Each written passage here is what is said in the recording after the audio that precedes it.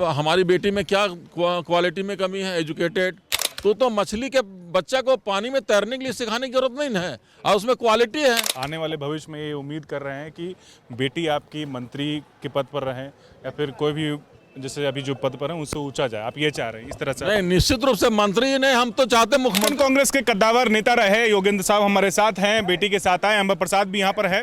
नए प्रभारी नियुक्त हुए हैं, गुलाम अहमद मीर उन्हीं के स्वागत में आए थे। पहले बताइए क्या कहिएगा, नए नए प्रभारी चुने गए हैं, क्या उम्मीदें हैं उनसे, कैसे देख रहे हैं 24 में कितना फर्क पड़ने वाला है इससे? देखिए, इनसे निश्चित रूप से काफ़ी उम्मीदें हैं, और ये झारखंड को तो पहले अभी समझेंगे, अभी आकर के समझेंगे, उसके बाद बड़े बड़े निर्णय लेंगे। और जो ओबीसी यहाँ 50% है, माननीय मंत्री ये रामेश्वर उरांव जी जो बोले 50% ओबीसी की संख्या है, ओबीसी को हमको जोड़ना पड़ेगा, और बैस को जोड़ना, ओबीसी में बैस को जोड़ना पड़ेगा। जो वोट बिना मांगे बीजेपी को चला जाता है, क्योंकि यहाँ आदिवासी कार्ड सब लोग खेल रहे हैं, लेकिन ओबीसी को नहीं देख रहा है लोग। ओबीसी जो बड़ा फैक्टर है, अगर ओबीसी को पकड़ लिए आप तो समझिए कि कांग्रेस का 14 सीटें जो है गठबंधन के हाथ में आएगी। और ओबीसी को अगर किनारे कर दिए, ओबीसी और मुस्लिम का अगर समीकरण बन गया यहाँ पर, तो निश्चित रूप से जो है बीजेपी का जो है वोट को रोकने का काम किया जाएगा।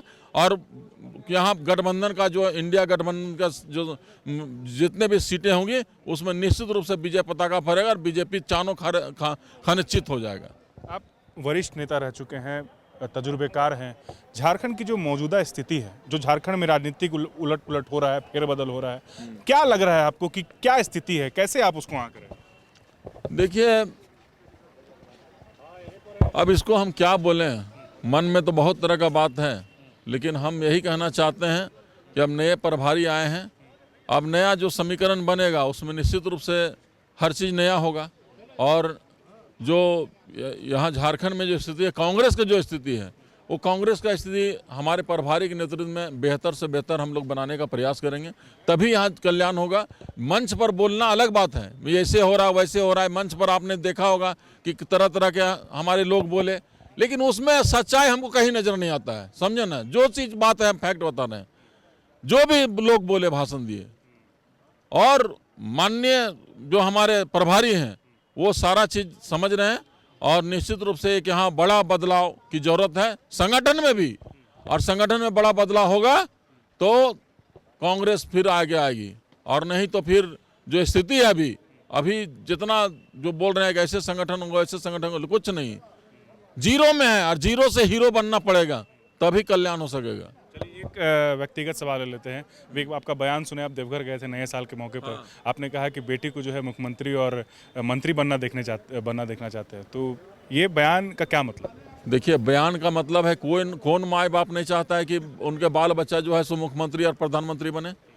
हमारा मतलब हमारी बेटी में क्या क्वालिटी में कमी है, एजुकेटेड और पढ़ी लिखी, और 4 साल एमएलए चलाई, और एमएलए के बीच में रही, अपनी मम्मी एमएलए थी उसकी, हम थे एमएलए, उस मिनिस्टर थे, तो मछली के बच्चा को पानी में तैरने के लिए सिखाने की जरूरत नहीं है, और उसमें क्वालिटी है, और झारखंड को अलग दिशा मिलेगा। और हमारा जो कांग्रेस कोटा से अगर मंत्री बनती है तो देश में एक अलग मैसेज जाएगा, युवा है, यंग है, पूरे हिंदुस्तान में यंगेस्ट एमएलए के श्रेणी में आती है, और अगर वो मंत्री बनती है और तो ये पूरे देश में कांग्रेस के लिए एक मील का पत्थर साबित होगा। आप आने वाले भविष्य में ये उम्मीद कर रहे हैं कि बेटी आपकी मंत्री के पद पर रहें या फिर कोई भी जैसे अभी जो पद पर है उससे ऊंचा जाए, आप ये चाह रहे हैं इस तरह से? नहीं, निश्चित रूप से मंत्री नहीं, हम तो चाहते मुख्यमंत्री बने, और हम इससे बेहतर का माँ बाप हमेशा चाहता अपने बच्चों के आगे भविष्य। अच्छा योगेंद्र जी, आपसे जुड़ा एक सवाल कर लेते हैं।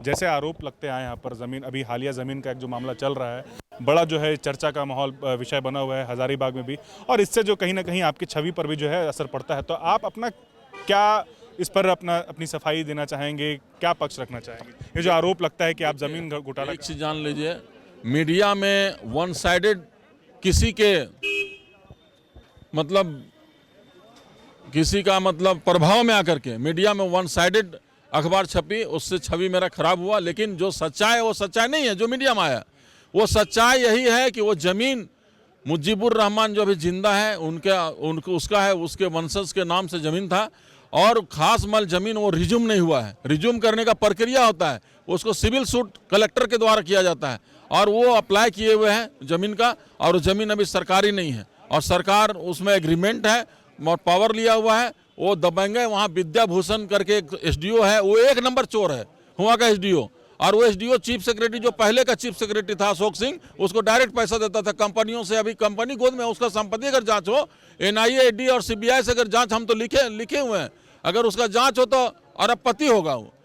अशोक सिंह जो पिछले से चीफ सेक्रेटरी था, वो भी पूरा दोहन किया है यहाँ पर कंपनी एनटीपीसी का कंपनी से, उसके सब कॉन्ट्रैक्टर से, और दोहन करके वहाँ से पैसा लेने काम किया रहा, अभी भी वहाँ लूट रहा है। ये सारा चीज़ संज्ञान में माननीय मुख्यमंत्री हेमंत सोरेन को दिया गया था पहले, तो बोले थे कि जनवरी में उसको हटा देंगे, और वहाँ का एक पतरातू का सीईओ है उसी तरह से कर रहा है। तो यहाँ तो कई अफसर जितना कमा रहे हैं, लूट रहे हैं, उतना तो हमको नहीं लगता है कि नेता लोग भी कमाता होगा।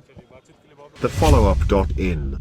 Like, share, and subscribe.